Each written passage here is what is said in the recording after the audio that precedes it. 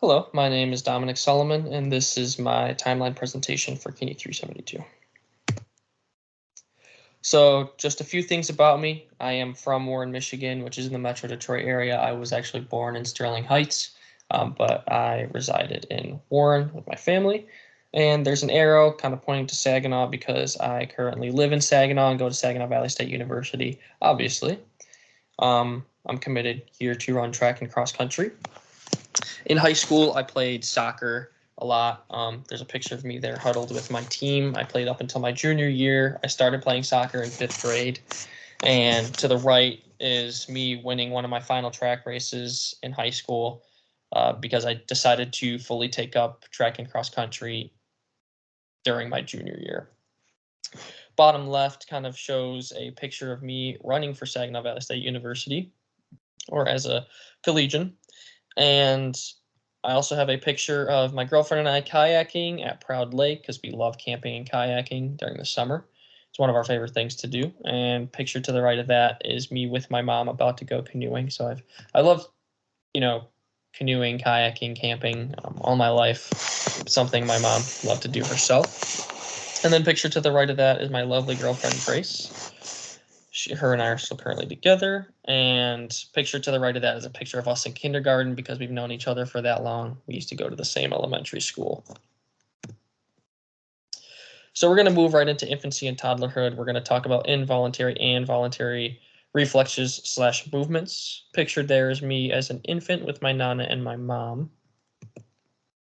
So kind of talking about the involuntary reflexes I exhibited the most as an infant was the parachuting reflex, the Babinski reflex, and the stepping reflex. So for the parachuting reflex, between 5 and 9 months is usually when babies start to exhibit this one. It's just when they put their arms out in front of them or even to the side when they are held parallel to the ground. It's kind of just a way to suppress their fall, like anybody would do if you were to fall now. It can be tested, like I said, by holding the infant parallel to the ground, and my mom used to hold me parallel to her when she was on the ground. When we would play, and I would always put my arms out, she said, and flail them around a little bit before she would put me back down. Moving on to the Babinski reflex. This is when you stroke the sole of an infant's foot to see if the toes splay out as opposed to curling in or any other motion, really. If they do anything else really than splay out, it is sometimes a sign of a nervous system issue or a neurological issue. This can appear anywhere from birth to 2 years of age. 2 years is a little bit of a stretch if you need to test that. It's kind of something they test early on. And then looking at the stepping reflex, this one is more common just because babies are really eager to get moving. My mom said that she would hold me up and let my legs move around, and I would try to walk and step as I could, just lifting up my knees and feet, mimicking the motion that I would see everybody else do around me. And this can disappear as early as 3 months, depending on how soon babies tend to creep or crawl. For my voluntary movements, just talking about creeping, I would creep backwards downstairs or just around anywhere I went at around 8 months. I wouldn't go forwards for some reason. It was just something I did. I've heard of this before in other children too, or infants rather. We had a pretty big house that had a pretty big flight of stairs, and I would always see what's going on downstairs, and apparently I would creep down. My mom would watch me to make sure I wasn't going to mess up or fall. She'd be pretty close by. And this normally occurs 9 to 12 months, so I was slightly ahead of the curve with this one. And then pretty soon after, I moved to just walking with assistance from everything around me. She said after she would after helping me stand up and do the steps, I didn't like being held or helped by her when just trying to walk in general. So I would use everything around me to stand up and walk around and really stay on the perimeter of things. I did that around 11 months, and this normally occurs around 10 months. So I was right there. And then moving to walking unassisted, I began walking on my own at around 11 or 12 months, she said. Normally occurs at around 12 months, but I guess I just built up enough strength from walking with the assistance from around me to be able to walk on my own. So moving on to my childhood, we're going to talk about some foundational and specialized skills that I had accumulated. I didn't have too many pictures in between the two ages that I have pictured here. The one is, again, my mom and I probably camping, and then the other one is me running a relay my freshman year of high school. So the main foundational skills that I really developed during my childhood was running, kicking, and vertical jumping. We'll start with running, pretty basic, alternating legs with opposite arms, and that includes a phase where both feet are off the ground. I approached the mature stage for this one at around age 5, just because I was doing a lot of activity and running anyways in my neighborhood. I remember when I was younger, I was still doing a lot of really active stuff, had a pretty open neighborhood to play with friends and everything. And eventually, at around age 10, I started playing soccer. So moving on to kicking, that's just planting the opposite foot of the kicking foot and then driving the leg back to swing forward and apply force to an object with the foot. I was pretty behind on this one. I remember starting soccer during 5th grade and my kicking mechanics were pretty bad. It was kind of stuck in the elementary stage at the time until I started playing more games and getting more touches on the ball, and eventually my kicking matured very quickly. Moving on to jumping. I hit the mature stage around this for 6, again, because I was pretty active in the neighborhood. We were doing a lot of just active things in general. Vertical jumping is bending the knees to ascend upwards with the arms driving up. Once you get to kind of a mature stage, the arms driving up kind of can fall away depending on what you're doing. So for me, vertical jumping was a big part of soccer, trying to win headers in games, or just other agile movements. Kind of combining all those, it really helped me out with my specialized skills of cross country, track and field, and soccer. So cross country obviously utilizes running and a little bit more agility, just because I needed to develop those ligaments and joints to kind of withstand different terrains. Track and field obviously utilizes running, strength, and power.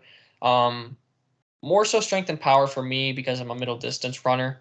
So I run the 800 and the mile, and in college, those are events that you just need a little bit more strength for. And then obviously for soccer, I utilized all 3 with running, kicking, and jumping. I do not play soccer anymore, but all of those foundational skills came in conjunction to really help me play that game in general.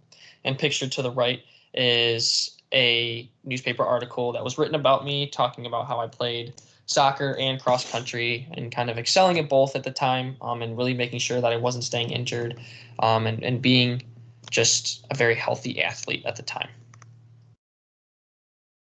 So now moving into adulthood, pictured there is me running collegiately. No, there's not a cardinal on my chest. I am redshirting this year, so that is a picture from this year. That's our cat Cannoli that we just got and adopted from the cafe in Mount Pleasant. She is a character, and she is still kind of getting her surroundings right now. And then picture to the right of that is a current picture of me and my girlfriend this past Christmas. So I will talk about the milestones in my timeline and kind of where I want to see myself in the following years. So in my 20s and 30s, currently 20 right now, I would love to complete my degree for psychology and kinesiology with my minor in coaching. Doing all of that here in Saginaw in about 5 years' time. Obviously would love to marry my girlfriend. I love her dearly. And then kind of move out west to Colorado, or like it says, anywhere out west in general. We kind of just love the environment out there, either Oregon, Washington, but Colorado has a soft spot for us. And I would also love to run professionally or post-collegiately.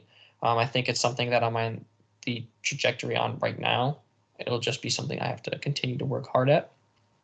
My girlfriend and I would love to have 2 children, and eventually own a house.